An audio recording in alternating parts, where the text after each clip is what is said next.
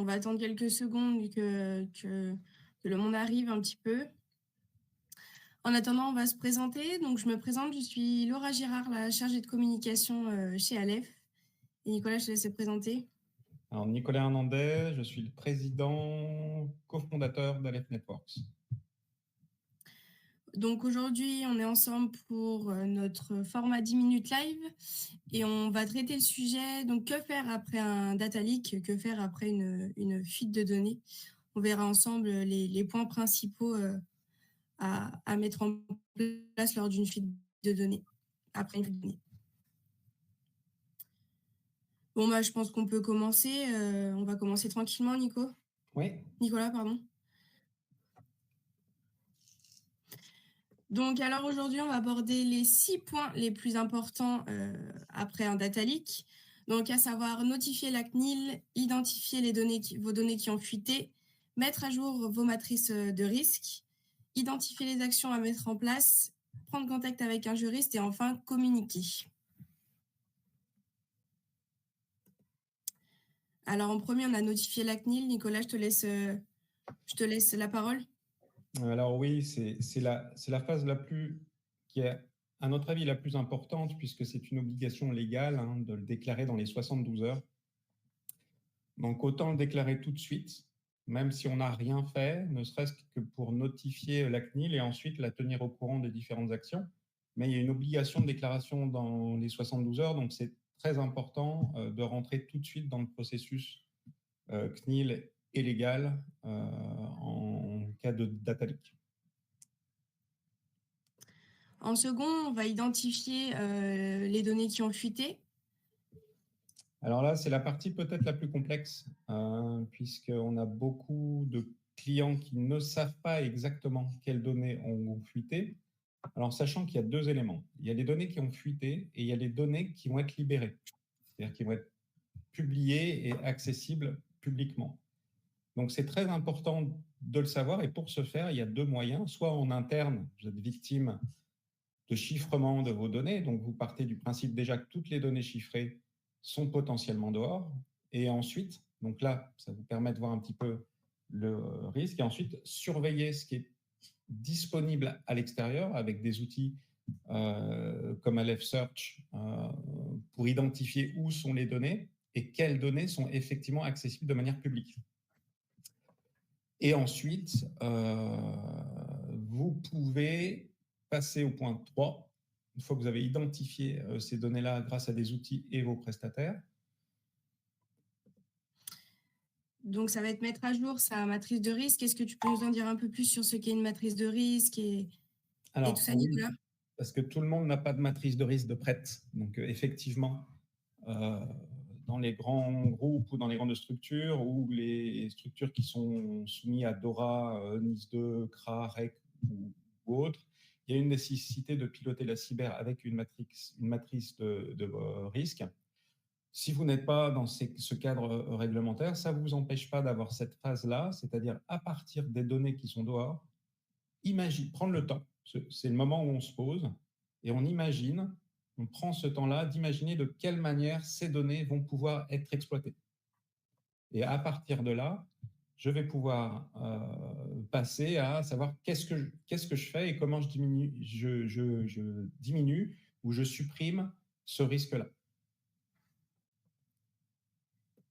Donc, en point 4, on va identifier donc, les actions à mettre en place. C'est ça, une fois que j'ai bien identifié les données, que je sais ce qui est dehors est accessible publiquement, que j'ai imaginé quelles vont être les actions qui vont se produire par des hackers à partir de ces données-là, je peux imaginer des procédures à mettre en place pour diminuer ou annuler ce risque-là. Deux exemples. Vous n'avez pas d'authentification multifacteur. Vous avez des clients qui sont B2C, donc qui ne sont pas soumis à la législation sur l'authentification multifacteur et le changement régulier de mot de passe.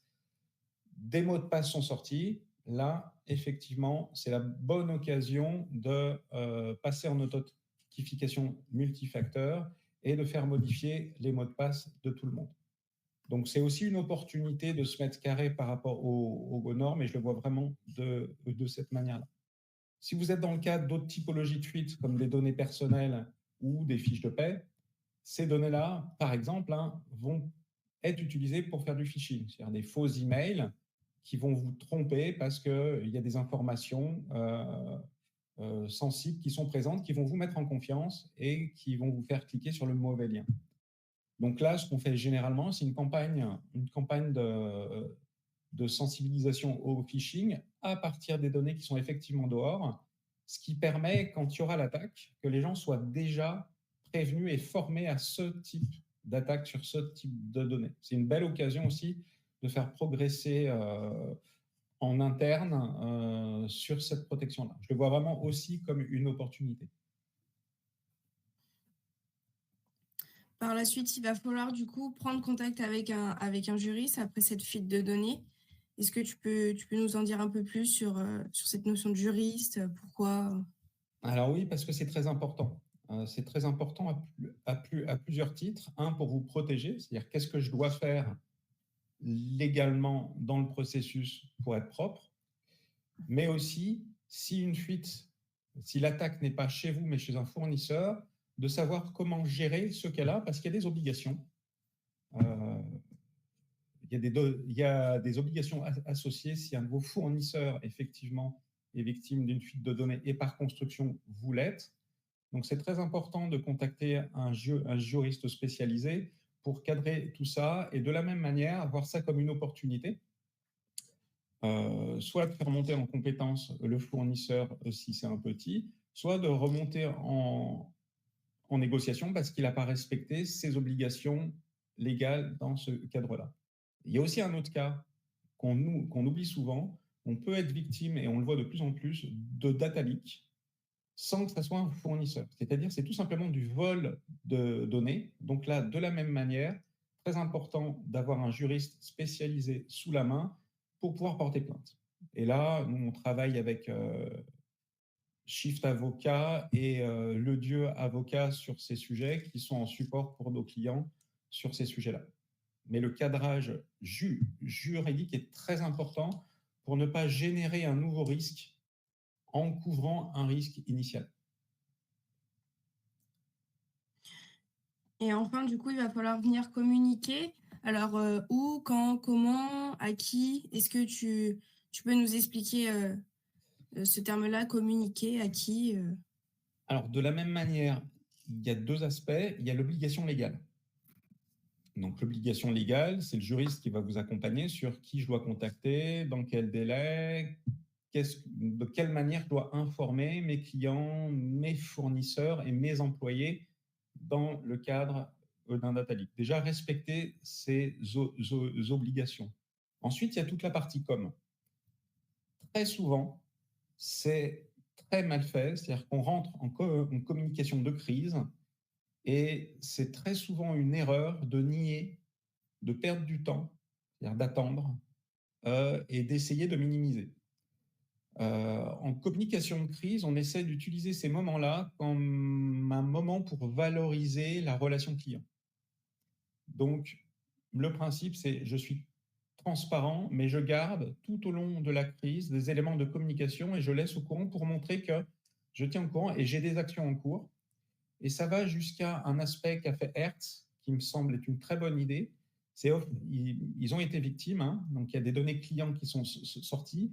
Et Hertz a fait le choix, dans sa communication, d'offrir à ses clients un système d'alerte sur ces données-là, afin de protéger ses clients de futures exploitations de données. Parce que ces données, une fois qu'elles sont sorties, elles sont copiées et elles sont utilisées. Donc, l'idée de dire je vais en profiter pour financer une solution de protection à mes clients qui sont elles aussi des victimes par construction, ça peut être un excellent élément pour renforcer la relation client et créer cette relation de confiance et d'accompagnement du risque auprès de ces clients. Donc, je trouve que l'action de Hertz est très, très bonne. Ils n'ont pas nié, ils ont communiqué jusqu'à amener une solution de protection aux victimes finales à la fin du processus. Je fais un peu le maître du temps, Nicolas. On est arrivé au terme de ces 10 minutes. C'est parfait, on était dans les temps. Tout est bon. Donc voilà, on vous remercie à tous pour votre participation et on en profite aussi pour vous dire qu'on a fait de nombreux webinaires donc sur tout un tas de sujets différents et sur le sujet de la fuite de données qui sont disponibles sur notre page YouTube, donc Aleph Networks. Ils sont aussi disponibles sur notre site dans l'onglet webinaire. Voilà, donc si vous avez des questions, vous avez l'adresse contact qui s'affiche juste ici. Et vous pouvez aussi nous poser les questions dans le chat, on sera ravis d'y répondre. Merci à tous. Merci à tous, au revoir.